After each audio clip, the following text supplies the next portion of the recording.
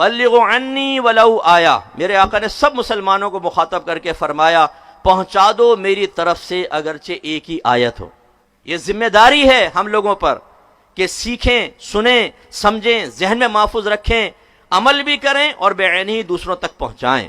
تو یہ میں آپ سے گزارش کرتا ہوں اپنی عادت بنائیں، جب بھی آپ کسی اجتماع میں جائیں ایک قلم ایک ڈائری اپنے ساتھ لے کر جایا کریں۔ آپ نے ایک بات سنی، آپ کو اچھی لگی، آپ نے کہا یہ اچھی ہے، اس آیت سے یہ نکات نکلے ہیں، حدیث سے یہ اس کی شرح میں یہ نقطے بیان کیے گئے ہیں، اس کو فوراً نوٹ کریں، اوپر ڈیٹ ڈالیں کہ فلاں میں اب جلسے میں گیا تھا، فلاں عالم تھا، اس وقت میں نے بیان سنا، اس کا ٹاپک موضوع یہ تھا اور اس میں یہ پہلی پوائنٹ، دوسرا، تیسرا، چوتھا، پانچواں۔ اب آپ کے پاس یہ محفوظ ہو گیا۔ آپ گھر گئے، رات کو سونے سے پہلے ایک دفعہ اس کو پورا دیکھیں، ان مضامین کو ذہن میں لائیں جو آپ نے سنے تھے، ادھر ادھر ہو گئے تھے تو دوبارہ حاضر ہوں گے۔ اس کے بعد ذمہ داری محسوس کریں کہ اب آپ کسی کے سامنے اس کو بیان کریں۔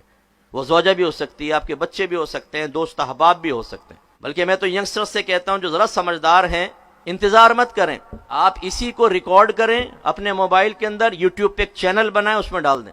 جب آپ ریکارڈ کریں گے تو لازم بات ہے آدھی بات ذہن میں ہوگی، آدھی نہیں، ٹوٹا پھوٹا ہوگا، آپ کہیں گے یار یہ ڈالوں گا تو لوگ ہنسیں گے۔ فرسٹ ٹائم ایسا ہوگا، لیکن سیکنڈ ٹائم انشاءاللہ جب آپ سنیں گے اور لکھیں گے نا تو اس احساس ذمہ داری کی وجہ سے بہت اچھا آپ یاد کر سکیں گے اور اچھے انداز سے لکھیں گے اور اچھے انداز سے بول سکیں گے۔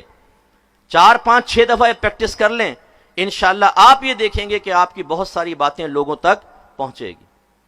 نہ انتظار کریں کہ علماء کہیں گے، نہ انتظار کریں کہ دیگر۔ ہاں، ہمارا مرجع، ہمارے علم کے حصول کا یا تحصیل کا منبع علماء ہی ہونے چاہیے، وہ بھی صحیح العقیدہ علماء، علماء اہل سنت۔